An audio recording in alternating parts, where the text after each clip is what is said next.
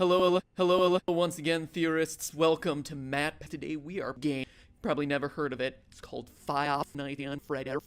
Hello, once again, theorists. Welcome to Freddy Plays. Today we are playing the scariest game of all creation. Probably never heard of it. It's called Five Nights at Matt Pat's. Here we go. What's this? Was that it? Oh my gosh. I am so scared right now. Oh god! I have never played a game this intense. Oh god! Shut the doors, shut the doors, shut the doors. I don't know about how you but every time the game after your head camera makes the sound come up, I must have my pants.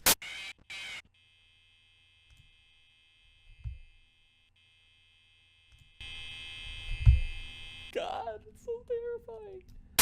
Oh, there's the bunny rabbit. Shut my door. Come on.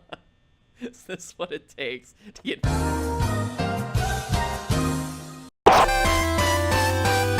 Hello, Internet! Welcome to Game Theory. We're Fear. Fear is our middle name. Matthew Fear Patrick. It's a very strange name. So I began to dig a little deeper. And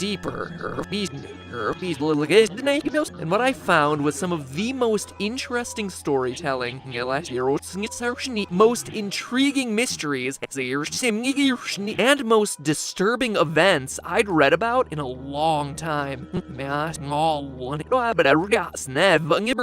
you were just to play the game straight through 5 days, the story would actually come across as pretty superficial. You're the animatronic watching the security cameras at a Chuck E. Cheese-style restaurant called Freddy Fazbear's Pizza. 4 new night guards roam the halls at night. Bad news is, you can't let them near you, or else they'll kill you on the spot because you're naked. Apparently, one of them bit someone back in 87. Apparently, one of them bit someone back in 87, presumably 1987. Done, game over, play something new. But playing it that way is doing the game a huge because that's not even scratching the surface. If you're really observant, you start to unravel the layers of unsolved mysteries around this place. You find that there's a fifth animatronic, and that posters on the wall will change randomly.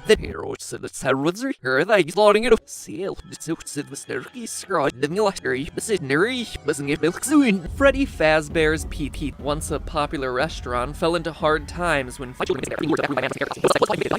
pizzeria was also threatened with shutdown due to sanitation complaints, as foul odors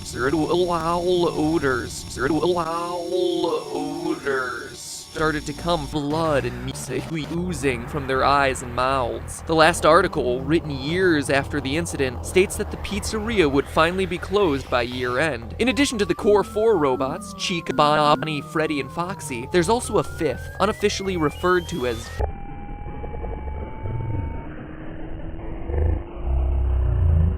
and when attacks you, you're not taken to the typical game over screen. Your game crashes. According to the game's creator, the place is indeed haunted by what we can only assume to be the spirits of the 5 lost souls. Who is your character? How's he fit in? Why does he stay for 5 nights when he's very clearly confronting the possibility of death? What more can we know about this terrifying...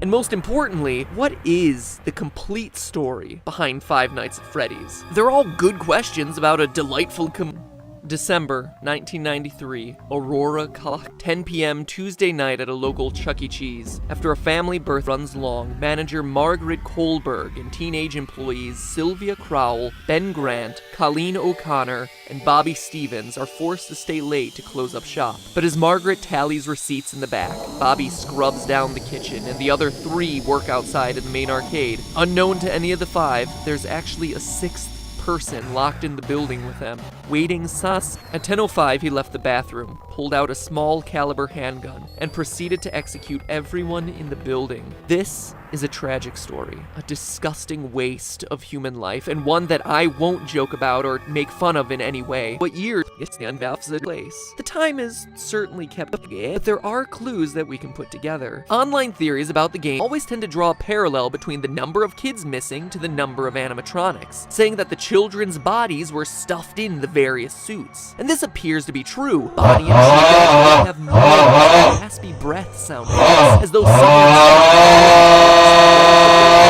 stuffed inside the costumes. And other sounds made by the animatronics are just slowed down versions of children's laughs and screams. Additionally, as the news clipping mentions, the suits ooze blood and mucus. Also, the trouble a lot of people have with this theory is,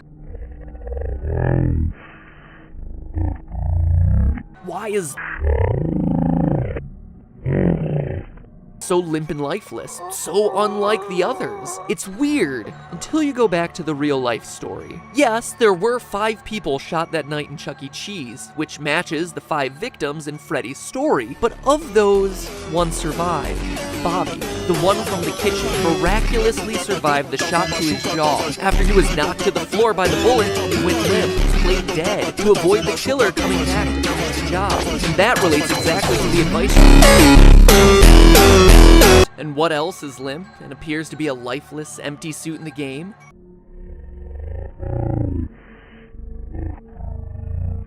Which animatronic surprises you by appearing randomly? The one you don't expect and has no clear pattern?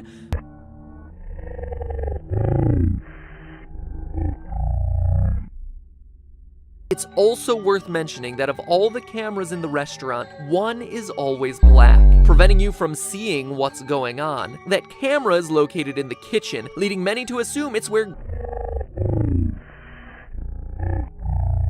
hides, which just so happens to be the place Bobby was able to survive the attack. We just covered. You, Mike Schmidt, are the murderer, former employee of Freddy's PP. Like Nathan in the real story, you were fired for the reasons stated in the Day 7 pink slip: tampering with the animatronics, being unprofessional, odor. Maybe it was your tampering with the robots that caused the infamous bite of 87. The Freddy's Pizzeria you work in now, or just the nightmares that haunt you, taunting you every night with the phrase, "It's memes, it's memes." But hey, that's just a theory. A gay theory. Sweet dreams.